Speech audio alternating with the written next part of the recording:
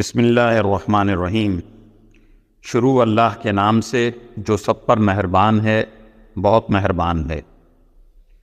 یاسین، حکمت بھرے قرآن کی قسم، تم یقیناً پیغمبروں میں سے ہو، بالکل سیدھے راستے پر۔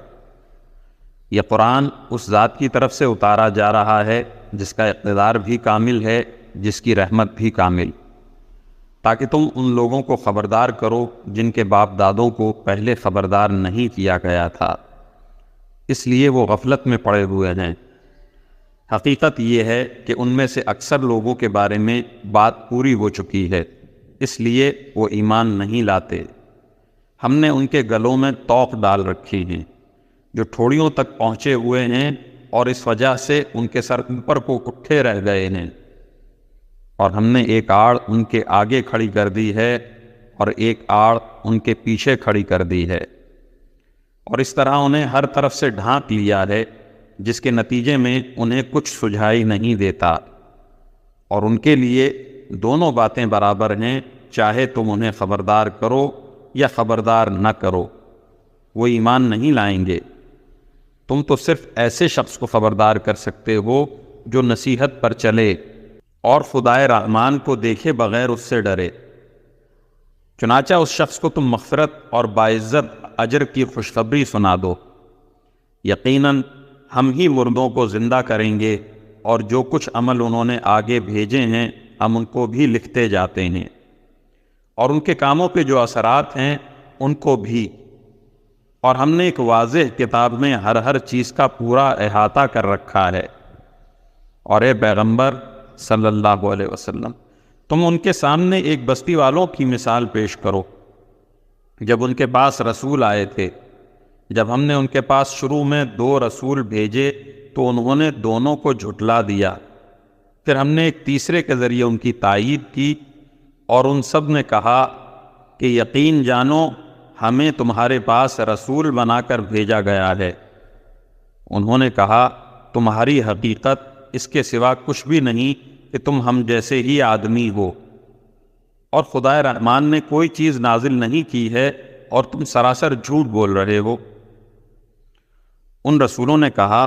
ہمارا پروردگار خوب جانتا ہے کہ ہمیں واقعی تمہارے پاس رسول بنا کر بھیجا گیا ہے، اور ہماری ذمہ داری اس سے زیادہ نہیں ہے کہ صاف صاف پیغام پہنچا دیں۔ بستی والوں نے کہا ہم نے تو تمہارے اندر نحوست محسوس کی ہے، یقین جانو اگر تم باز نہ آئے تو ہم تم پر پتھر برسائیں گے، اور ہمارے ہاتھوں تمہیں بڑی دردناک سزا ملے گی۔ رسولوں نے کہا تمہاری نحوست خود تمہارے ساتھ لگی ہوئی ہے، کیا یہ باتیں اس لیے کر رہے ہو کہ تمہیں نصیحت کی بات پہنچائی گئی ہے؟ اصل بات یہ ہے کہ تم خود حد سے گزرے ہوئے لوگ ہو۔ اور شہر کے پرلے علاقے سے ایک شخص دوڑتا ہوا آیا، اس نے کہا اے میری قوم کے لوگوں، ان رسولوں کا کہنا مان لو، ان لوگوں کا کہنا مان لو جو تم سے کوئی اجرت نہیں مانگ رہے اور وہ صحیح راستے پر ہیں، اور بھلا میں اس ذات کی عبادت کیوں نہ کروں جس نے مجھے پیدا کیا ہے، اور اسی کی طرف تم سب کو واپس بھیجا جائے گا۔ بھلا کیا اسے چھوڑ کر میں ایسوں کو معبود مانوں کہ خدائے رحمان مجھے کوئی نقصان پہنچانے کا ارادہ کر لے تو ان کی سفارش میرے کسی کام نہ آئے اور نہ وہ مجھے چھڑا سکیں؟ اگر میں ایسا کروں گا تو یقیناً میں کھلی گمراہی میں مبتلا ہو جاؤں گا۔ میں تو تمہارے پروردگار پر ایمان لا چکا، اب تم بھی میری بات سن لو۔ آخر کار بستی والوں نے اس کو قتل کر دیا، اور اللہ تعالیٰ کی طرف سے اس سے کہا گیا کہ جنت میں داخل ہو جاؤ۔ اس نے جنت کی نعمتیں دیکھ کر کہا کہ کاش میری قوم کو معلوم ہو جائے کہ میرے پروردگار نے کس طرح میری بخشش کی ہے اور مجھے باعزت لوگوں میں شامل کیا ہے۔ اور اس شخص کے بعد ہم نے اس کی قوم پر آسمان سے کوئی لشکر نہیں اتارا، اور نہ ہمیں اتارنے کی ضرورت تھی، وہ تو بس ایک ہی چنگھاڑ تھی جس سے وہ ایک دم بجھ کر رہ گئے۔ افسوس ہے ایسے بندوں کے حال پر، ان کے پاس کوئی رسول ایسا نہیں آیا جس کا وہ مذاق نہ اڑاتے رہے ہوں۔ کیا انہوں نے نہیں دیکھا کہ ان سے پہلے ہم کتنی قوموں کو اس طرح ہلاک کر چکے ہیں کہ وہ ان کے پاس لوٹ کر نہیں آتے۔ اور یہ جتنے لوگ ہیں ان سبھی کو اکٹھا کر کے ہمارے سامنے حاضر کیا جائے گا، اور ان کے لیے ایک نشانی وہ زمین ہے جو مردہ پڑی ہوئی تھی، ہم نے اسے زندگی عطا کی اور اس سے غلہ نکالا جس کی خوراک یہ کھاتے ہیں، اور ہم نے اس زمین میں کھجوروں اور انگوروں کے باغ پیدا کیے اور ایسا انتظام کیا کہ اس میں سے پانی کے چشمے پھوٹ نکلے تاکہ یہ اس کی پیداوار میں سے کھائیں، حالانکہ اس کو ان کے ہاتھوں نے نہیں بنایا تھا۔ کیا پھر بھی یہ شکر ادا نہیں کریں گے؟ پاک ہے وہ ذات جس نے ہر چیز کے جوڑے جوڑے پیدا کیے ہیں، اس پیداوار کے بھی جو زمین اگاتی ہے، اور خود ان انسانوں کے بھی اور ان چیزوں کے بھی جنہیں یہ لوگ ابھی جانتے تک نہیں ہیں۔ اور ان کے لیے ایک اور نشانی رات ہے، ہم اس پر سے دن کا چھلکا اتار لیتے ہیں تو وہ یکایک اندھیرے میں رہ جاتے ہیں، اور سورج اپنے ٹھکانے کی طرف چلا جا رہا ہے۔ یہ سب اس ذات کا مقرر کیا ہوا انتظام ہے جس کا اقتدار بھی کامل ہے، جس کا علم بھی کامل۔ اور چاند ہے کہ ہم نے اس کی منزلیں ناپ تول کر مقرر کر دی ہیں، یہاں تک کہ وہ جب ان منزلوں کے دورے سے لوٹ کر آتا ہے تو کھجور کی پرانی ٹہنی کی طرح پتلا ہو کر رہ جاتا ہے۔ نہ تو سورج کی یہ مجال ہے کہ وہ چاند کو جا پکڑے، اور نہ رات دن سے آگے نکل سکتی ہے، اور یہ سب اپنے اپنے مدار میں تیر رہے ہیں۔ اور ان کے لیے ایک اور نشانی یہ ہے کہ ہم نے ان کی اولاد کو بھری ہوئی کشتی میں سوار کیا، اور ہم نے ان کے لیے اسی جیسی اور چیزیں بھی پیدا کی جن پر یہ سواری کرتے ہیں، اور اگر ہم چاہیں تو انہیں غرق کر ڈالیں، جس کے بعد نہ تو کوئی ان کی فریاد کو پہنچے اور نہ ان کی جان بچائی جا سکے۔ لیکن یہ سب ہماری طرف سے ایک رحمت ہے اور ایک معین وقت تک زندگی کا مزہ اٹھانے کا موقع ہے جو انہیں دیا جا رہا ہے۔ اور جب ان سے کہا جاتا ہے کہ بچو اس عذاب سے جو تمہارے سامنے ہے اور جو تمہارے مرنے کے بعد آئے گا تاکہ تم پر رحم کیا جائے، تو وہ ذرا کان نہیں دھرتے، اور ان کے پروردگار کی نشانیوں میں سے کوئی نشانی ایسی نہیں آتی جس سے وہ منہ نہ موڑ لیتے ہوں۔ اور جب ان سے کہا جاتا ہے کہ اللہ نے تمہیں جو رزق دیا ہے اس میں سے غریبوں پر بھی خرچ کرو، تو یہ کافر لوگ مسلمانوں سے کہتے ہیں کیا ہم ان لوگوں کو کھانا کھلائیں جنہیں اگر اللہ چاہتا تو خود کھلا دیتا؟ مسلمانوں، تمہاری حقیقت اس کے سوا کچھ بھی نہیں کہ تم کھلی گمراہی میں پڑے ہوئے ہو۔ اور کہتے ہیں کہ یہ قیامت کا وعدہ کب پورا ہوگا؟ مسلمانوں بتاؤ اگر تم سچے ہو، دراصل یہ لوگ بس ایک چنگھاڑ کا انتظار کر رہے ہیں جو ان کی حجت بازی کے عین درمیان انہیں آ پکڑے گی، پھر نہ یہ کوئی وصیت کر سکیں گے اور نہ اپنے گھر والوں کے پاس لوٹ کر جا سکیں گے۔ اور سور پھونکا جائے گا تو یکایک یہ اپنی قبروں سے نکل کر اپنے پروردگار کی طرف تیزی سے روانہ ہو جائیں گے۔ ہائے ہماری کمبختی، ہمیں کس نے ہمارے مرقد سے اٹھا کھڑا کیا ہے؟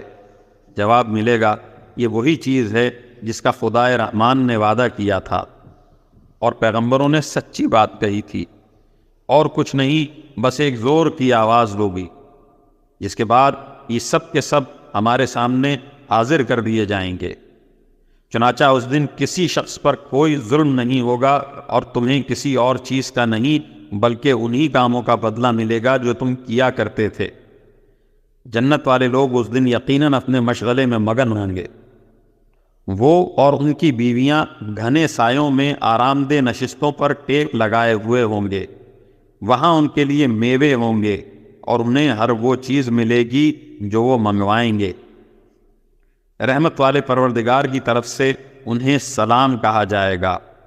اور کافروں سے کہا جائے گا کہ اے مجرموں، آج تم مومنوں سے الگ ہو جاؤ۔ اے آدم کے بیٹو، کیا میں نے تمہیں یہ تاکید نہیں کر دی تھی کہ تم شیطان کی عبادت نہ کرنا، وہ تمہارا کھلا دشمن ہے، اور یہ کہ تم میری عبادت کرنا، یہی سیدھا راستہ ہے۔ اور حقیقت یہ ہے کہ شیطان نے تم میں سے ایک بڑی خلقت کو گمراہ کر ڈالا، تو کیا تم سمجھتے نہیں تھے؟ یہ ہے وہ جہنم جس سے تمہیں ڈرایا جاتا تھا، آج اس میں داخل ہو جاؤ کیونکہ تم کفر کیا کرتے تھے۔ آج کے دن ہم ان کے منہ پر مہر لگا دیں گے اور ان کے ہاتھ ہم سے بات کریں گے اور ان کے پاؤں گواہی دیں گے کہ وہ کیا کمائی کیا کرتے تھے،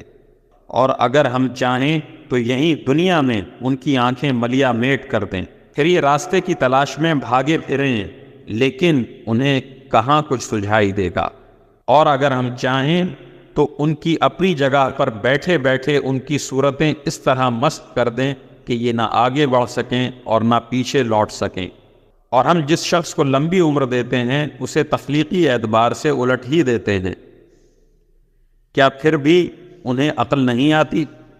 اور ہم نے اپنے ان پیغمبروں کو نہ شاعری سکھائی ہے اور نہ وہ ان کے شایان شان ہے، یہ تو بس ایک نصیحت کی بات ہے، اور ایسا قرآن جو حقیقت کو کھول کھول کر بیان کرتا ہے تاکہ ہر اس شخص کو خبردار کرے جو زندہ ہو، اور تاکہ کفر کرنے والوں پر حجت پوری ہو جائے۔ اور کیا انہوں نے یہ نہیں دیکھا کہ ہم نے اپنے ہاتھوں کی بنائی ہوئی چیزوں میں سے ان کے لیے مویشی پیدا کیے اور یہ ان کے مالک بنے ہوئے ہیں، اور ہم نے ان مویشیوں کو ان کے قابو میں دے دیا ہے، چنانچہ ان میں سے کچھ وہ ہیں جو ان کی سواری بنے ہوئے ہیں اور کچھ وہ ہیں جنہیں یہ کھاتے ہیں، نیز ان کو ان مویشیوں سے اور بھی فوائد حاصل ہوتے ہیں اور پینے کی چیزیں ملتی ہیں، کیا پھر بھی یہ شکر نہیں بجا لائیں گے؟ اور انہوں نے اللہ کو چھوڑ کر اس امید پر دوسرے خدا بنا رکھے ہیں کہ انہیں ان سے مدد ملے، حالانکہ ان میں یہ طاقت ہی نہیں ہے کہ ان کی مدد کر سکیں، بلکہ وہ ان کے لیے ایک ایسا مخالف لشکر بنیں گے جسے قیامت میں ان کے سامنے حاضر کر لیا جائے گا۔ غرض اے پیغمبر صلی اللہ علیہ وسلم، ان کی باتیں تمہیں رنجیدہ نہ کریں، یقین جانو ہمیں سب معلوم ہے یہ کیا کچھ چھپاتے ہیں اور کیا کچھ ظاہر کرتے ہیں۔ اور کیا انسان نے یہ نہیں دیکھا کہ ہم نے اسے نطفے سے پیدا کیا تھا، پھر اچانک وہ کھلم کھلا جھگڑا کرنے والا بن گیا؟ ہمارے بارے میں تو وہ باتیں بتاتا ہے اور خود اپنی پیدائش کو بھلا بیٹھا ہے، کہتا ہے کہ ان ہڈیوں کو کون زندہ کرے گا جب یہ گل چکی ہوں گی؟ کہہ دو کہ ان کو وہی زندہ کرے گا جس نے انہیں پہلی بار پیدا کیا تھا، اور وہ پیدا کرنے کا ہر کام جانتا ہے، وہی ہے جس نے تمہارے لیے سرسبز درخت سے آگ پیدا کر دی ہے، پھر تم ذرا سی دیر میں اس سے سلگانے کا کام لے لیتے ہو۔ بھلا جس ذات نے آسمانوں اور زمین کو پیدا کیا ہے، کیا وہ اس بات پر قادر نہیں ہے کہ ان جیسوں کو دوبارہ پیدا کر سکے؟ کیوں نہیں، جبکہ وہ سب کچھ پیدا کرنے کی پوری مہارت رکھتا ہے۔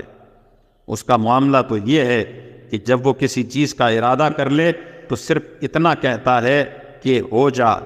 بس وہ ہو جاتی ہے۔ غرض پاک ہے وہ ذات جس کے ہاتھ میں ہر چیز کی حکومت ہے، اور اسی کی طرف تم سب کو آخر کار لے جایا جائے گا۔